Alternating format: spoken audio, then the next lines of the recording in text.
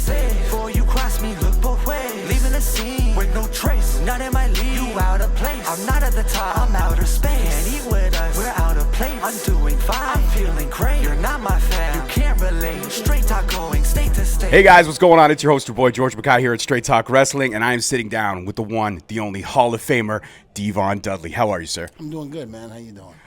I'm geeking out right now. You were my childhood.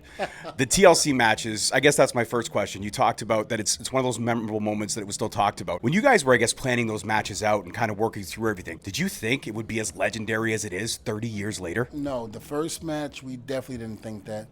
Like I like to say all the time, Vince threw shit against the wall to see if it stuck, and we just happened to stick. That's exactly what happened. So did I actually think it was going to be like Shawn Michaels and Razor Ramon at WrestleMania? No idea. Some people say that we blew away that match because of the different elements that we added to it. Tables, ladders, and chairs. And not to mention, instead of 2 bodies, there was 6 bodies in the ring. And then, of course, WrestleMania 17, we had the 6 bodies, tables, ladders, and chairs. And then we also added 3 more, Rhino, Spike, and Lita, to the mix. So to be able to tell that story and to be able to captivate the fans the way we did and keep their interest in the story, it was truly amazing. And that's one thing I'll always be proud of. I couldn't agree more. And I got to ask, when you guys were, I guess, called up or offered to go up to WWE, was there any concern that they would alter your characters in any way because they had done with so many others like Funkmaster Flash and all those other things? Was there concern that they were going to make you guys drop the Dudley gimmick? Not drop it, because we had the conversation with the powers to be before we even signed. But we did have a little, nervousness about how they were going to use us. But we also said to ourselves that if once we got in that ring and we did what we did, they would let us be the Dudleys. If you let us be the Dudleys, there's no stopping us. There's nobody better. And that's exactly what happened. Again, I can't disagree with you at all. Now, my next question, when they split you guys up, and it's so sad that in this day, and still in wrestling, that they tend to split a lot of tag teams up with singles run. When the draft happened, they split you up, and you did the whole Testify, Dvon, the preacher gimmick. Was that something you enjoyed doing, or was that more of a creative decision of, again, the powers that be? Well, it was the powers that be, but I did enjoy doing it. I was a little nervous in spectacles because my parents are real reverends, and my father was okay with it. He pretty much said, go ahead and do what you got to do. But remember, when you're done in the ring doing that, I want you in the pool pit where it counts. And I was like, okay, I agreed with that. My mother, on the other hand, there were times where she was not happy with it, but she grew to love it eventually, just like I did. I was very apprehensive in doing it because I was scared of what people were going to say. I was a little nervous about that, but it all wound up for the best. And I thought the gimmick was great, but certain powers to be inside didn't. And, Bubba likes to tease me all the time about, that gimmick didn't really do well, blah, blah, blah. BS, Bubba Ray Dudley didn't do well in the singles over there. Not saying he can't do it now, but look at my feet. John Cena, Randy Orton, Farouk, Val Venus, Mark Henry, and there's been a couple others. Rey Mysterio, Funaki, who I think is an excellent wrestler. But the biggest one of them all, Triple H. I beat him right in the middle of the ring. And you did. Yep. I'm a Triple H mark, and that day I was like, damn, this is hard for me. Oh, yeah. So, my record as Reverend Devon speaks for itself on my accomplishments during that time. And although they tried to, disrupt that and say that the gimmick wasn't good, thank God for social media today, because a lot of people are saying that they dropped the ball with that gimmick, and I kind of agree with them. They should have really kept that going. I was hoping you were going to say that because I'm one of those people that do believe they dropped the ball with that gimmick. I think that really could have gone in multiple different ways and facets to where they really could have done something almost not cult-like, but they could have done something where they really could have turned you into almost like the straight edge society, but more with that Dvon flavor, if you will. Exactly, and I was very, very happy to do that, and I wanted to do that. But again, there were certain powers that be that didn't. And I've always said, if certain people in there that can convince Vince that what that person is doing there is not good, then it ain't going to happen. It's a lot of yes men, unfortunately, around that cloud decision-making abilities. Absolutely.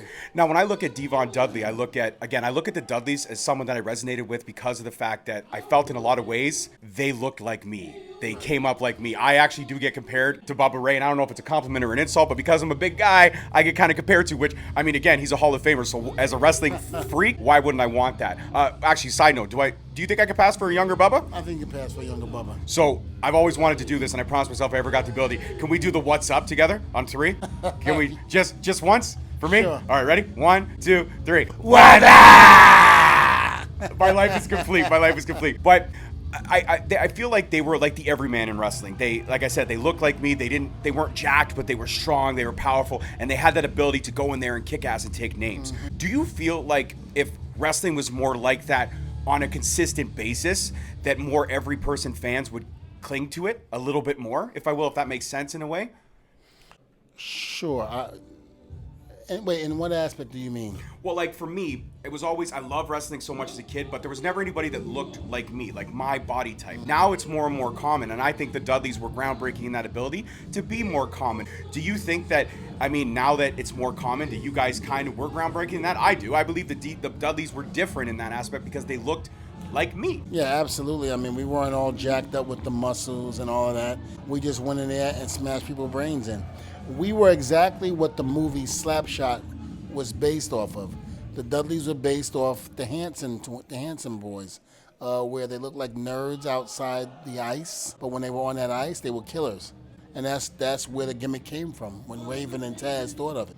And so with that being said, we were the Hanson brothers of the world of wrestling. And again, we looked like normal average people, not athletes, studs and things like that. But yet when we were in there, we made that all disappear. Again, that's absolutely true. Now your sons picking up the tag team ability, they're kicking ass, they're taking names, and they are phenomenal at what they do. I asked them in the interview that we had with them, which was an amazing conversation. They are fantastic. So you guys should be proud as a father. They are really amazing individuals. And that's a credit to you and the better half, of course. We all know the better half. Yeah. Everybody has a better half. I have a better half. Listen, Dvon, let me tell you straight. I married above. Okay, you look at me. I should not have the supermodel that I do, but I do, thank God. There you go. She might be blind. I'm not sure. We haven't got her eyes checked in the 20 years we've been together. But they are so well-spoken individuals. And they actually said to me that some people have told them, use the Dudley gimmick. Go for it all the way. And you and Bubba have both given them the blessing on that. Do you feel like if they use that gimmick, WWE would come a-calling a lot quicker than they might if they worked through the indies? Well, I think there's a lot of turmoil up there right now. I think once they stop within, then they can honestly see what's going on, around them in terms of the talent that's there.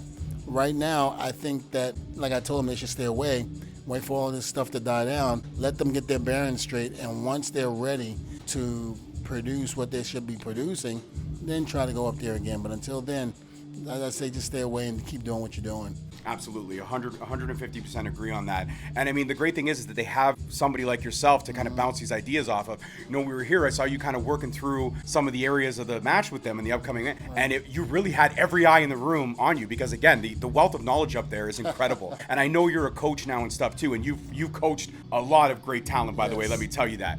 And you're killing it. You and Booker, the talent that you guys are producing is phenomenal. If I was 20 years younger, I would drive to your school 150%, and I would try to chop it up in the ring. But I'm better at talking. This is my strength. I know this. But with the fact of the wealth of knowledge that you have, are you excited that the next generation of wrestling is coming up and how great the indie scene and the future of what pro wrestling looks like is going to be? Absolutely, because at one point it just seemed like the indie scene was dead and nothing was going on. Now it just kind of got a shot in the arm and got picked right back up again. So I'm happy about that. Absolutely. And credit to the talent that you produced out there that are just killing it. Yeah. Are you also kind of intrigued about the Forbidden Door? Like, I look at the Forbidden Door now and what's happening in pro wrestling. All these companies kind of sharing talent, working together, still competing, working together. Where do you think the Dudleys would fit in this day and age in pro wrestling if you could? I think AEW would be a perfect fit. Yeah.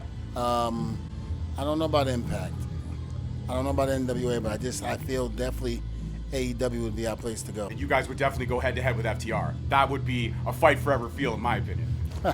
Well, I mean, again, if it happened, it happened, 100%. And my final question for you, in terms of the legacy of being a Hall of Famer, and look at that ring, guys. I mean, I got to show that. Look at that ring right there. Being a Hall of Famer, did you think when you and Bubba started this gimmick, when this gimmick was thought of and you guys came forward, did you think so many years later you'd be Hall of Famers as the Dudleys? No, I honestly thought that one day maybe I would probably get to the Hall of Fame if I played my cards right, but never dreamed in a million years that I would go down as one half of the greatest tag team in the history of this business, winning as many titles titles as we have, and has been as well respected and perceived by the fans. 100%. I think that's a great way to end this conversation. 10 minutes with Dvon Dudley. Amazing. Sir, I can't thank you enough. It was an honor and privilege to be able to sit here and conversate with you. And now I could say that somewhere along the line, I could have been Bubba Ray in another universe. I could have pulled it off. I could have. Bubba, I'm coming for the job. Dvon's endorsed me personally. Thank you again so much. Guys, that's it for this one. Peace, love, and wrestling. We'll see you next week.